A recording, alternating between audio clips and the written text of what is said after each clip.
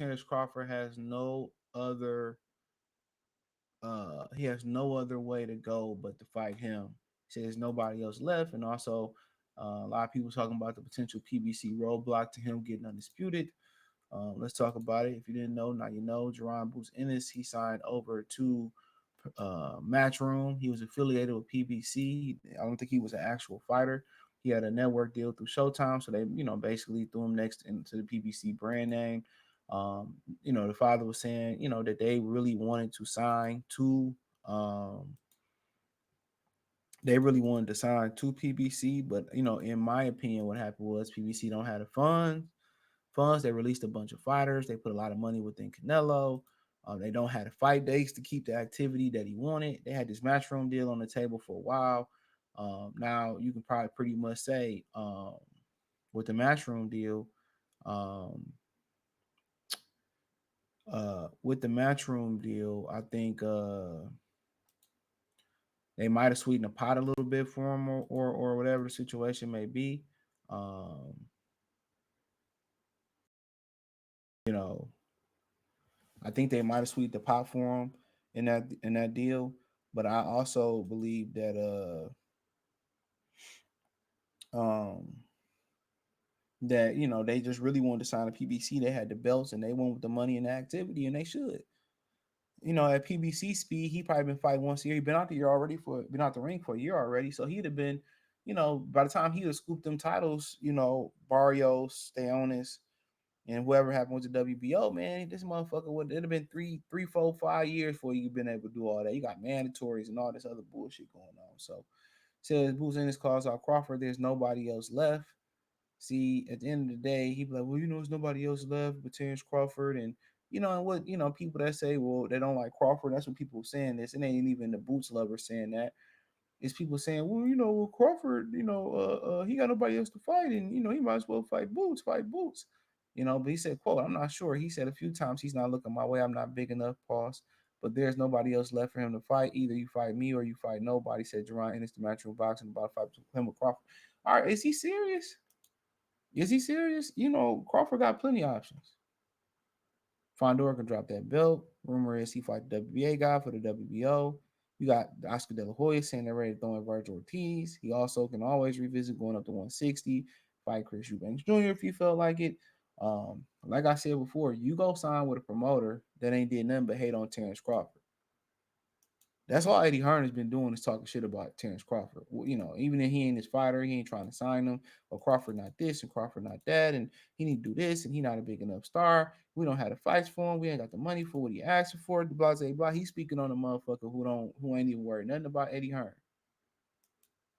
And let's not act like Terrence Crawford said he offered the brother to fight twice. And let's not act like the brother jumped out the WBO to the IBF and the daddy said, we just want the belt. We don't care how we get the belt. We just want the belt. And that's fair game. But you could have been the WBO mandatory. And even when you jumped out the WBO, you know what I'm saying? He offered you a fight on BOK Prime. The money was good. All the commentators got paid. They just didn't like it was a regular check instead of I forget what else Paulie was saying. But like I continue to tell y'all, man, that motherfucker pump faking. Because I want to know if he wanted to fight Crawford so bad, why he just didn't hit Crawford up on the line before he signed the match room. Okay, I want to fight you. Let's chop this over to his turkey a la sheep. All right. Um, you know, let's see what Golden Boy think. Let's see what the Zone think. Let's see what BOK Prime think. No, no, no, no, no, no, no, no, no, no, no, no. That ain't what they was trying to do, bro. I'm telling you, that's not what they was trying to do. I'm telling you that all motherfucking ready. They just clout chasing. You know, it's part of that slander that PBC had thrown out there for Terrence Crawford. How he was telling our manager Farty Marty and a lot of them lame ass niggas out there in Philly, not the real ones, but a lot of them lame ass niggas out in Philly, they was telling them to go at Bud Crawford. Oh, talk shit about Bud and slander his name so the fight can't happen. And them niggas were right along with it. And now Jaron Ennis ain't even signing them niggas no more. I don't even affiliated with them no more. You know, they talk about what Bud ain't doing. Bud don't deserve Earl and Bud ain't did this. They did all that shit talking, right? But they ain't everybody say how Danny Garcia, how Bud pulled up on Danny and been pulling Danny Hokar for years. Ain't none of them niggas was mum on that. They ain't never talk about how Danny should pass the torch to Jaron Ennis or how Danny should jump in the ring with Terrence Crawford. But then you telling another nigga what he need to do and who he need to give opportunity to is wild to me. It's wild to me. Nobody talked about when, he called into $1 million for the game when they called Boots up. He started talking fugazi shit. That nigga don't want to fight, and they know he not ready yet. They know he not ready yet. That'd be killing me that people act like he didn't jump out the WBO. Crawford went on social media, said I offered to fight twice. They said no. Okay, then I'm moving on. I'm going up in weight. I'm going to conquer another weight class. I'm going to conquer another weight class, my boy. I don't owe you shit. I was about to give you an opportunity. You said I'm gonna stay loyal. You said I'm gonna stay loyal. It wasn't the other way around. I offered you a scrap. But they conveniently, this is what they done throughout the whole Errol Spence Terrence Crawford saga. You know what I'm saying? They conveniently, left out the facts. They conveniently left out the facts. He got nobody else to fight, and like I said before, who don't he got to fight? He can fight whoever he pretty much would feel like it. They gave you a belt. They gave Dog a belt, right? They gave him a belt that he ain't even fought in a whole year. How you gonna give a belt to an inactive guy? It's crazy to me. That's my thing. How you gonna give a belt to an inactive fighter? But hey, it is what it is. He can have a belt. I already won it. He didn't win the IBF twice in his career, Crawford. It is what it is. We seen they out there trying to slander the men name, trying to stop the men, and they can't stop them. You can't say I ducked somebody I offered to fight twice, and they could have been my mandatory, and they slid up out the weight class. They slid up out the rankings to get an easier belt with the IBF. I mean, I don't feel like you should be able to sit here and act like you the big dog. And like I said, for years, all them niggas did was ignore the facts. And that's why Crawford, that's why they wasn't shocked that Errol Spence got his ass whooped. That wasn't no shocker to them. They knew the facts was there. They knew the truth was there. They knew it. They knew it. Excuse me. They knew it. So at the end of the day, he got to get it out the mud. That's unfortunate for him. But, Crawford had to get it out the mud. And then they go around and talk about these roadblocks that he got with Premier Boxing Champion. Boots Ennis wants Undisputed 40, but PBC presents roadblocks. Absolutely. When you go in there, you start talking about Barrios being the interim champion, Stayonis being the champ, about to be the champion.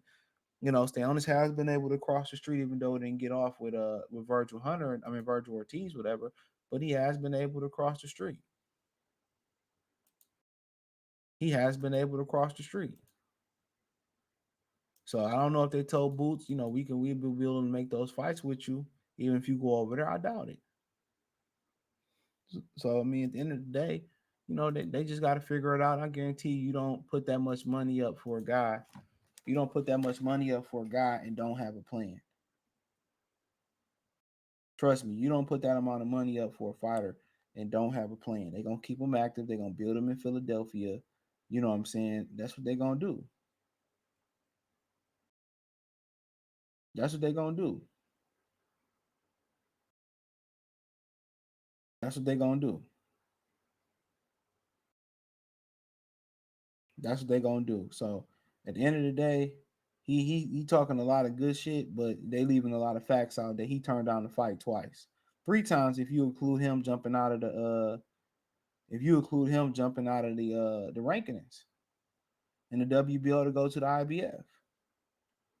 So, they can say what they want to say, but we know the facts. We know what it is. Young fighters supposed to call out older fighters even before they know they're ready. It all sounds real good.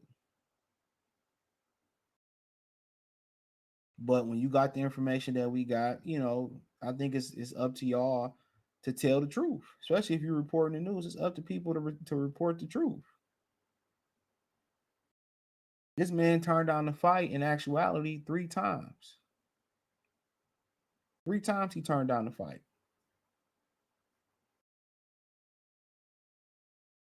3 times. So it is what it is. Let me know what you girls and guys think.